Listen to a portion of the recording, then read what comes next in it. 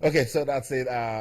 Voice of America correspondent Sonny Young giving us updates from the NBA men's basketball, college basketball in the United States, the women's soccer team. You heard that? Everybody say, hey, equal rights. Come on. Well, the men not doing well, I give them all the money. The ladies doing well, I am not giving them the money. Sonny Young giving us updates there. And he mentioned the Super Eagles of Nigeria also, a big brand. Not good for African football that you don't have the big players coming out there. Yeah, I agree with you. What is happening in the United States is also happening here, where the female team has been the most successful, but yet we continue to treat them not too well. I think it's a global thing. Even in England, the Three Lions earn around £350,000 for their match bonuses. I mean, winning bonuses. Yeah. The ladies earn around 35,000. So it's everywhere. But I'm trying to find justification. Some will tell you that the men's football always attracts the crowds to the football stadiums. I agree with you, but when you look at the success standpoints, like Sonny mentioned, the U.S. should be ashamed. I mean, U.S. soccer should be ashamed of what's happening right now. It might not be equal, but find a fantastic balance. The balance has to be struck, and hopefully this will be that point in history where the U.S. women's national team will strike something that will also affect the global way we treat women in sports. Not only for, remember that this is also coming from the backdrop of what happened in Indy Wells, where Novak Djokovic, maybe it was a slip of the tongue, talked about how he felt that men should be earning more than the ladies. And Serena Williams and Andy Murray, replied, on the other side. So I hope that we'll get to that point. We've been talking about, I think, social media space, a couple of months. I've been talking about gender equality these days. So we're getting closer and closer to it, but it's still a far reach, especially from the African standpoint. African standpoint, I was going to bring it closer home to Nigeria, where the ladies, they've been doing all they can. Now I'm living in with the Super Falcons, and then we're not giving them attention. Welfare was poor, and now they're struggling. Yeah, they're struggling. Remember, they're 7-time African champions. The Super Eagles have only done how many times? Three times. So I feel that we can treat them really well. In fact, look at the breeding ground for the women's team. That's the NWFL. It hasn't started. We don't even know when it will start. We suffered more than 10 walkovers last season. Oh my goodness. This season, we don't even know what we're expecting. So I just hope that we can move from this and start treating the women really well. Nobody's asking for anything equal because it'll be very difficult. But let's find a fantastic balance. And there's nothing wrong with the ladies coming out to say, look, we think we should be at par with these guys because we put. You talk about the United States. The point at which the United States are coming from is a very strong point. So Solo, Megan Rapinoe, Kali Lloyd, these are successful. In fact, the demographics in the U.S. show that the men and the women watch the U.S. women's soccer team more than the men's team. In fact, from the ages of 16 to 49, it's been shown that they have much more followership with the women for more than the men. So over the years we've seen it. In fact, the U.S. men's team couldn't qualify for this Olympics. Colombia knocked them out a couple of days back. That makes it back-to-back Olympics that they've lost, they've missed out on. And guess what? The women have gone on to win 4 Olympic gold medals. Wow. So that's it.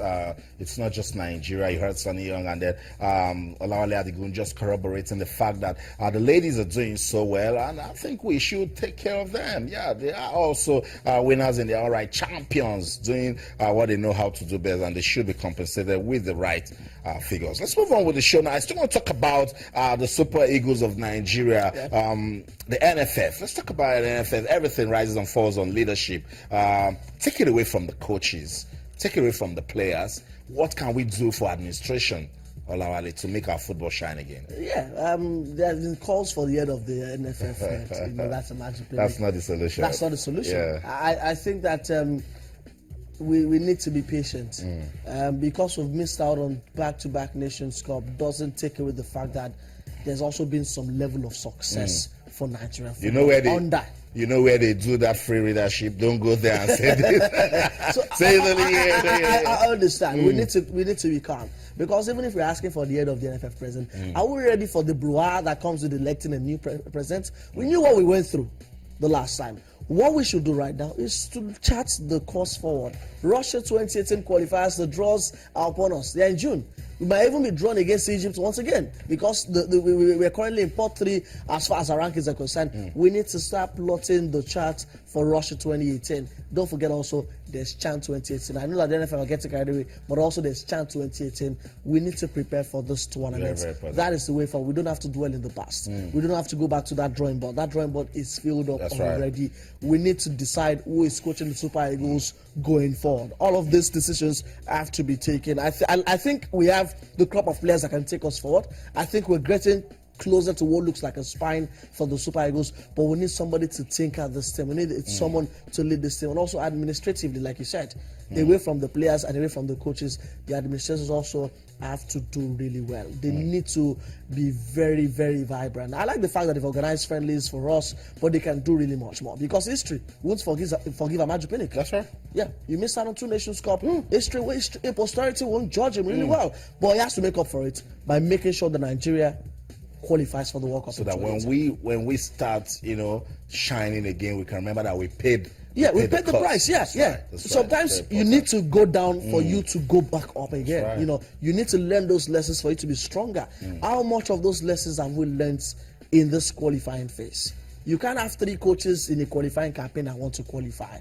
We need to learn those lessons. That's right. If we can learn those lessons, because the World Cup qualifiers, Austin, they will be very tough. They will be. Austin, I look at the 19 teams in that draw, and I can confidently say that Nigeria will go away from home and beat those teams. I don't think we can go to Kampala and win. We can go to Tunis and win it on the difficult places. That's what our football has turned to. So we need to reclaim that fear factor, and I fear that the time is short for us to do that. But there has to be something quick fix. We can't afford to miss out. Very important. I like the fact that you said that we should learn out of this. Just like my colleague Yemi Adebayo says, experience is not just the best teacher.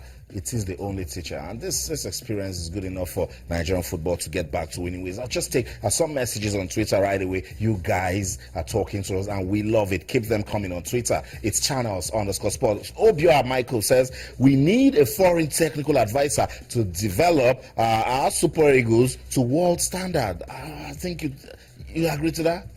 I've always felt that we should go for a foreign coach. I feel that we need to go for a top foreign coach, or a decent one. I don't think we can afford a top foreign coach. Let's see, decent one. Let's see. A decent one for me comes in the shape of Christian Gorkov, the man in charge at Algeria who will likely resign very soon. Paul Le Guen. I think we can. If Algeria can afford Gorkov, why can't Nigeria? We can go for people like Paul Le Guen. But Claude Leroy. But the NFF couldn't pay Sunday, they said. That's up to them. We'll be hearing that a private company will probably pay whoever is coming through. But we can afford people like Claude Leroy, who knows the African continent really well. I like the fact that we want to promote from within, but I think that with our local coaches, I must admit that I know that every human being is sentimental, but the sentiment with local coaches is just too much for me to bear. We've seen Sunday Lisa, we've seen Stephen Keshi, we've seen Samson Siasia, and you feel that we can do better in terms of the way we approach games. You look at Samson Siasia in our first leg in Kaduna, we were leading 1-0. Tactically, you should be showing up that game, brings an attacking player. I think when we have someone who is more broad-minded tactically, the way he approach games, we can really do well. And I think a foreign coach can help us with that. I don't mind having a local coach also, helping out also. But remember, Sam Success also has got the dream team to work with. So it should face that. We need to get a foreign coach, and hopefully he can improve. Because you look at the top teams in Africa, Austin, Ghana, Morocco, Algeria, Egypt, Cote d'Ivoire. They all are foreign coaches, and they're doing really well. Let's also say that Nigeria also have quality coaches. Stephen Keshi, remember, has also coached. He coached the Malian team and the Togolese national team. Let's go now. We're now being joined by a Super Eagles player that he wasn't featured in this qualifiers. Eugenio Nazi plays for Lazio in Italy. He joins us now live on the program. Good evening, Onazi, and welcome to the show. Good evening. How are you doing? Oh, I'm doing great. It's good to have you join us on the program. We're taking a look at football in Nigeria. Yet another miss at the AFCON competition. What's your take? You were there in Egypt. You didn't get to play, but while you were watching that game, how worried were you for Nigerian football? Well, it's very great for me being there to represent the country, because it is always a privilege to represent the country. And so fortunately I didn't play for some reason. which I don't know, and it was really a bad situation for us.